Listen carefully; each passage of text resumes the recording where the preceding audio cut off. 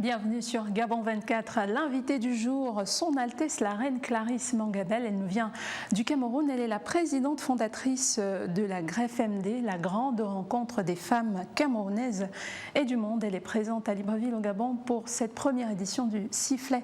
Bonjour, merci d'accepter notre invitation. Soyez la bienvenue. Merci. Bonjour à vous. C'est un honneur et un plaisir de vous recevoir sur ce plateau. Avec vous, on va parler un peu de leadership et de leadership féminin notamment. Mais premièrement, revenir un peu sur l'association, le GREFMD, peut-être nous présenter, c'est quoi la mission de ce regroupement? Alors, la grande rencontre d'échange des femmes camerounaises et du monde a pour objectif de changer, de partager d'expériences avec d'autres femmes du monde. Donc, nous nous retrouvons tous les 2 ans dans un pays du monde où nous partageons nos expériences avec d'autres femmes et ça aide les femmes à croire en elles, ça aide les femmes à se lancer dans du business et avoir des exemples, pas seulement des exemples venant d'ailleurs, mais des exemples aussi de femmes africaines. Alors vous êtes actuellement à Libreville au Gabon pour ce premier sommet international des femmes leaders africaines, d'ailleurs inspirantes. Vous faites partie de celles qui ont été érigées comme des success stories. Peut-être partager un peu avec nous votre expérience en matière de leadership. Oui, je suis leader, oui, parce que je suis reine. Je suis reine d'un canton au Cameroun, d'une famille royale. Donc j'ai presque, je dirais, tout en confort, mais j'ai décidé de me mettre au service des femmes. C'est aussi ça le leadership, parce qu'il faut partager ce qu'on a acquis. Et donc je pense que la femme leader, c'est celle qui accompagne. C'est celle-là même qui est là pour les autres. C'est celle-là même qui dirige. Mais je suis dans la thématique du rôle de la femme leader en éveil. La femme leader a le rôle d'éveiller les femmes, c'est-à-dire d'accompagner les femmes qui ne croient pas en elles. Et elle a aussi ce rôle d'être patiente. Parce que quand on est leader, il faut avoir beaucoup de patience. Parce que c'est par la patience, le calme, qu'on peut aider la femme ou la personne avec qui qu'on a en face. Donc c'est toutes ces thématiques-là que je vais développer demain, où j'attends massivement les femmes. D'accord. Donc vous êtes également, comme vous le disiez, membre d'un panel dans les talks qui ont lieu en rapport dans le cadre de ce premier sifflet-là. Parlons de la GREFMD, cette grande rencontre des femmes. Vous préparez la 2e édition, mais la première édition a eu lieu au Togo. Peut-être aujourd'hui, on a envie de vous demander quel est le bilan 2 ans plus tard. Donc là, nous sommes quand même à la 4e édition. D'accord. La première édition a eu lieu à Paris. Après le Bénin, le Togo et en 2021, le Gabon. D'accord. Le Gabon va mettre un stop pour réfléchir. Parce qu'aujourd'hui, il faut passer aux actions. Je me dis, des conférences, c'est bien, des sommets, c'est bien. Mais comment nous pouvons mettre en pratique toutes nos recommandations? Donc, en 2021, nous ferons un bilan de toutes les thématiques que nous avons eues durant ces 4 ans. Et nous allons voir par pays ce que les femmes ont pu mettre en action et faire d'autres recommandations, mais pratiques. Donc, nous avons déjà nous sommes quand même très avancés parce que nous avons un thème et le comité scientifique est encore en train de travailler vraiment pour que nous puissions ouvrir certaines portes réelles aux femmes. L'autonomisation réelle. Nous n'avons plus besoin de l'autonomisation avec des statistiques. Nous voulons que les femmes soient vraiment, qu'il y ait un équilibrage dans tous les domaines, par exemple. Mais qu'on le demande d'une façon douce. Parce que, comme on dit, la femme peut obtenir tout ce qu'elle veut. Parce que c'est elle qui est la mère, c'est elle qui porte tous ces hommes qui dirigent aujourd'hui.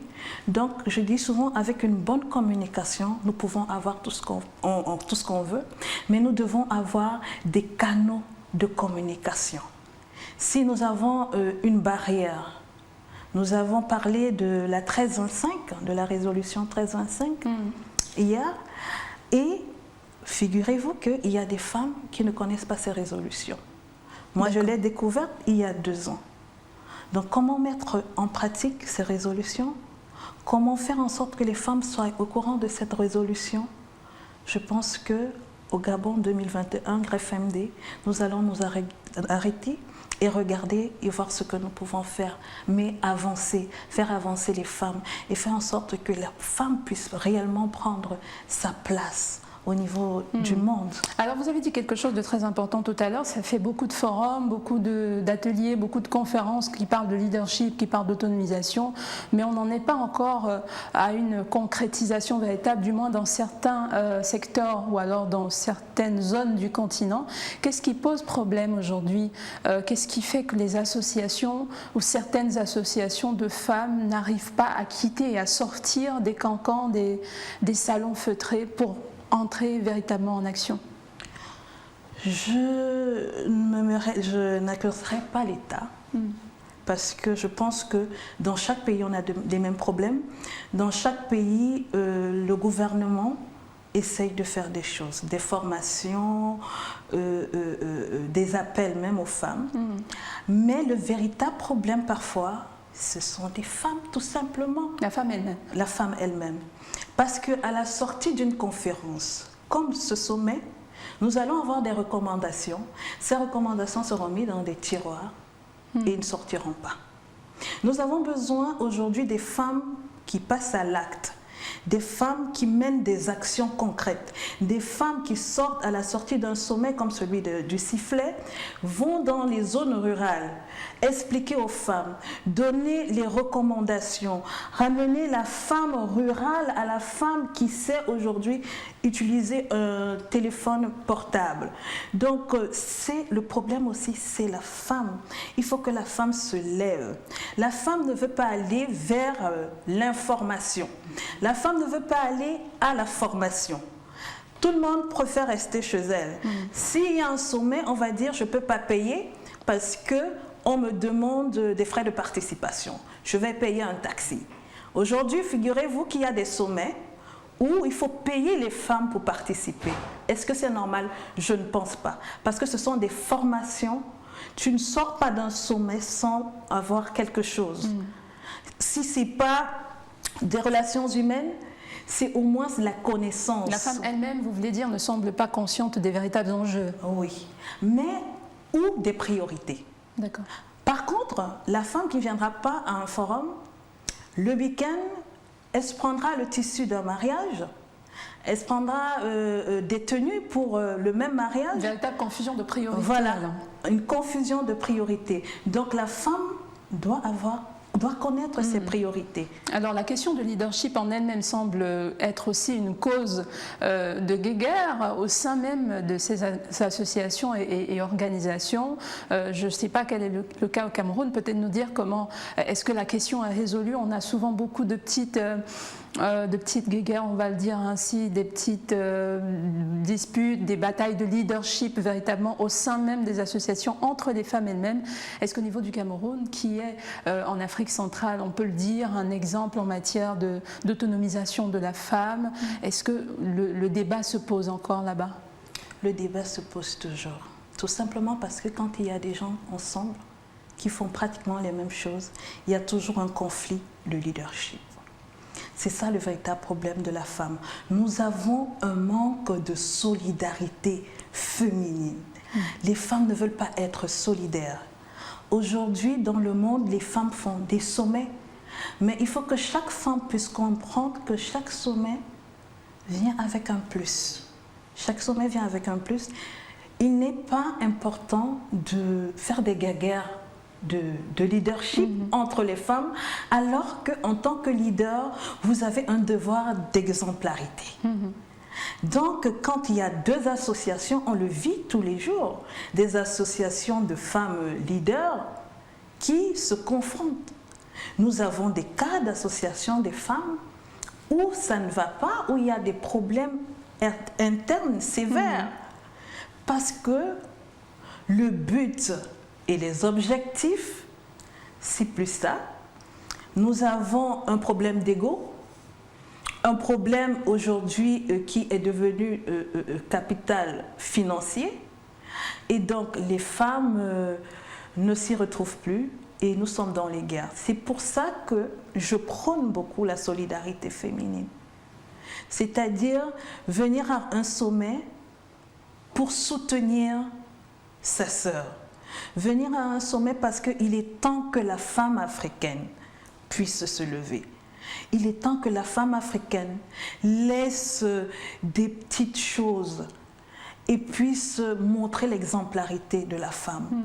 Il y a quelques années, une femme africaine ne pouvait pas prendre son billet d'avion pour venir à un sommet parce qu'elle ne trouvait, c'était pas une priorité. Mais aujourd'hui, vous trouvez des femmes africaines. Je suis venue avec une délégation de 19 femmes qui ont payé leur billet d'avion parce qu'elles viennent pour le savoir. Parce qu'elles ont eu une formation qui dit venir à un forum, c'est pas parce que tu vas avoir de l'argent nécessairement, mais tu pourras acquérir d'autres choses. Donc, je pense que... Le réseautage aussi qui est très important en matière d'entrepreneuriat, par exemple, puisqu'on parle d'autonomisation. Il faut former les femmes aussi, même à participer au forum, leur donner des priorités, leur donner du savoir. Pourquoi participer à un forum? Qu'est-ce que ça peut m'apporter? Quelles sont les opportunités à part l'argent? Parce qu'on va dire toujours, si j'y vais, qu'est-ce qu'on va me donner? Qu'est-ce que je gagne? Qu'est-ce que je gagne, effectivement? Mais on ne gagne pas seulement financièrement, on gagne aussi avec du réseautage. C'est pour ça qu'aujourd'hui, il y a des B2B, des opportunités d'affaires qui ne sont pas concrètes là, mais je dis aux femmes toujours, faites vos cartes de visite en venant dans des forums. Ne venez pas, j'étais aux États-Unis avec des femmes, pour vous faire un exemple, qui ont voyagé avec beaucoup de choses. Et je leur ai dit, et à la fin, elles ont dit, on n'a rien vendu, ça ne sert à rien de partir dans ces forums. Je dis, c'est pas ça, mais votre produit a été vu. Vous avez laissé une carte. Vous avez peut-être séduit quelqu'un, vous avez séduit quelqu'un qui va vous appeler un jour et vous dire, j'ai besoin d'une commande. Et il y a aussi cette relation humaine dont je parlais, ce business to business. Aujourd'hui, il y a des femmes qui savent pas ce que c'est que du B2B, des opportunités d'affaires. Nous avons besoin de formation. Nous avons besoin de formation. Et ce que je voudrais dire aux femmes, c'est que on ne peut pas rester sans aller vers l'information. Aujourd'hui, nous avons tous les outils. Certes, si je pense aux femmes qui ne savent pas peut-être utiliser des téléphones, des ordinateurs, mais il y a des centres où on peut se rapprocher et apprendre. On a besoin d'être formé, on a besoin d'aller vers l'information pour pouvoir transmettre à la jeune fille, à la jeune fille qui vient à la modernité également. À la modernité Merci beaucoup. Son Altesse la Reine Clarisse Mangabel, présidente fondatrice de la GREF MD, la grande rencontre d'échange des femmes camerounaises et du monde, qui nous vient donc de Douala au Cameroun. Merci d'avoir accepté notre invitation sur le plateau de Gabon 24. C'est moi qui vous remercie et je remercie aussi Madame Sidonie Oué parce que le sommet est vraiment très très important, la thématique aussi, et je remercie le peuple gabonais qui m'a accueilli avec beaucoup d'amour et je suis très ravie de vous revoir, ma chère. Nous aussi, très ravis de vous revoir. Merci. En tout cas, merci à vous de nous avoir suivis. N'oubliez pas l'information, c'est en continu sur Gabon 24. À très vite avec un nouvel invité du jour.